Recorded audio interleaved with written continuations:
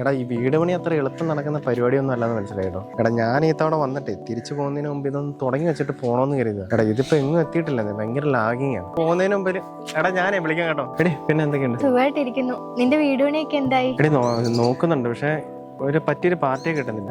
എന്തെങ്കിലും ഒത്തു വരുമ്പോൾ നമ്മുടെ ഒരു ബഡ്ജറ്റിന്റെ ഒരു പ്രശ്നം വരുന്നുണ്ട്. അതാണ് പ്രശ്നം. നിങ്ങളുടെ വീട് റിനോവേറ്റ് ചെയ്തല്ലേ? അടിപൊളിയായിട്ടോ. ഞാൻ കഴിഞ്ഞ ദിവസം പോയപ്പോഴാണ് കണ്ടത്. എല്ലാരും പറഞ്ഞടാ ഇപ്പൊ വീട് കാണാൻ അടിപൊളിയാന്ന്. എടാ ഞങ്ങളുടെ വീട് റിനോവേറ്റ് ചെയ്തോണ്ടല്ലോ ഡീറ്റെയിൽ ആർക്കിടെക്ട് ആൻഡ് ബിൽഡേഴ്സ് എന്ന് പറഞ്ഞൊരു കമ്പനിയാ. ഞങ്ങൾ ഉദ്ദേശിച്ച അത്രയൊന്നും ബഡ്ജറ്റ് ആയില്ല കേട്ടോ പണി തീർന്നപ്പോഴത്തേക്കും.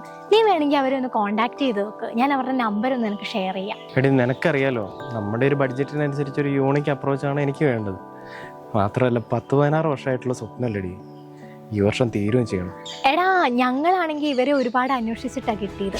അടിപൊളി അപ്രോച്ചുവാ, 10-40 വർഷത്തെ എക്സ്പീരിയൻസും ഉണ്ട്. എടാ ഒരു യുണീക്ക് സ്റ്റൈലിൽ തന്നെ ഡീറ്റെയിൽ ഫോക്കസ്ഡ് ആയ ഒരു ഡിസൈൻ തന്നെ നിനക്ക് കിട്ടുമെന്ന് എനിക്ക് ഉറപ്പാണ്. എടാ പറയുന്ന സമയത്ത് തന്നെ അവർ തുടങ്ങും, പറയുന്ന സമയത്ത് തന്നെ അവർ തീർക്കുകയും ചെയ്യും. എടാ ഞാൻ അവരുടെ കോൺടാക്ട് നമ്പർ നിനക്ക് വാട്സപ്പിൽ ഷെയർ ചെയ്തിട്ടുണ്ട്. നീ അവരൊന്ന് കോൺടാക്ട് ചെയ്യട്ടോ. Detail architect and builders കൂത്താട്ടോളം.